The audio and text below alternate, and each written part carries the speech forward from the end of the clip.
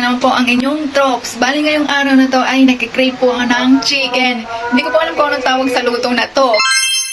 Kaya ayan mga katrops, tara samahan nyo akong bumili ng chicken mga katrops. Let's go! Ayan nga, tumatakbo na ako mga katrops. Nagmamadali na ako para makabili na ako ng chicken.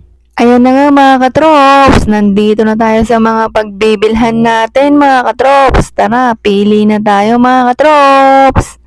Ayan, kinikilo na yung binibili natin mga katrops.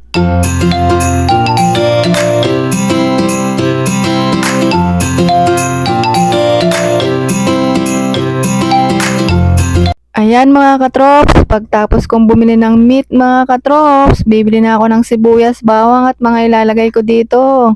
Halo-halong scramble na mga katrops.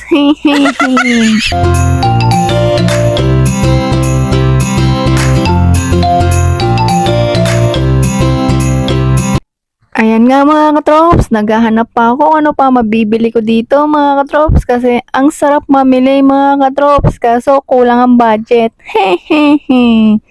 Kaya yung mga kailangan na lang ang bibilin mga katrops. Pauwi na nga tayo dyan mga katrops pero bago umuwi, magme-merienda muna ako mga katrops. Ayan, bumili nga ako ng siomay mga katrops. Mainit-init pa, napaso-paso pa ako dyan mga katrops dahil mainit pero gutom na kaya sinubo na agad.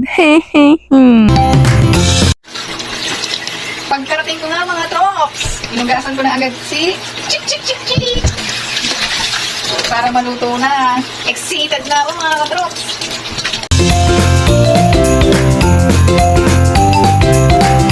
After ko nga palang mahugasan mga katrops, lalagyan na natin siya ng palaman sa loob. Ito yung mga hiniwa kong palaman.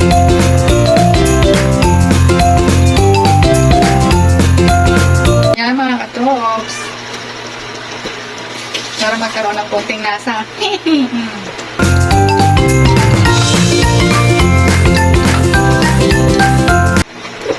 At palupaluin.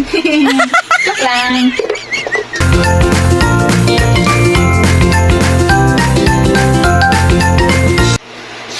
Ayan na po mga katrops. Tapos na natin lagay yung palaman. Pakukuluan na po natin siya mga katrops.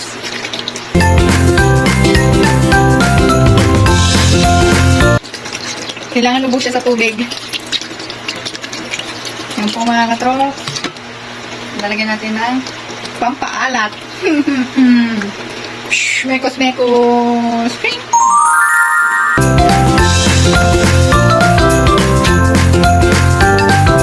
Hintayin po natin yan mga katrops hanggang mamaya. Hindi ko alam kung anong oras. Check natin mamaya mga katrops.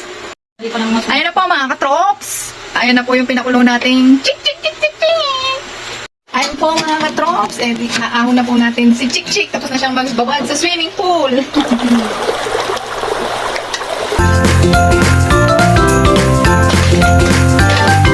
Ayan, lalagyan natin siya ng mantiks. Lagyan natin ng mekos-mekos mga katrops. Ayan. Ayan po mga katrops, after natin lagyan ng mga mekos-mekos yan, ilagay na natin sa air fryer at lulutuin natin ng 30 minutes natin sinetap yung air fryer mga katrops. Hintayin na lang natin. Ayan na po mga katrops. Tumunog na. Ito na po yung finish natin mga katrops. Ililipat na po natin siya sa plato mga katrops. Ayan na po mga katrops. Wow! Ayan na po ang chicken natin mga katrops. Kaya hanggang dito na lang po mga katrops. Salamat, ingat po palagi. God bless. Bye bye mga katrops.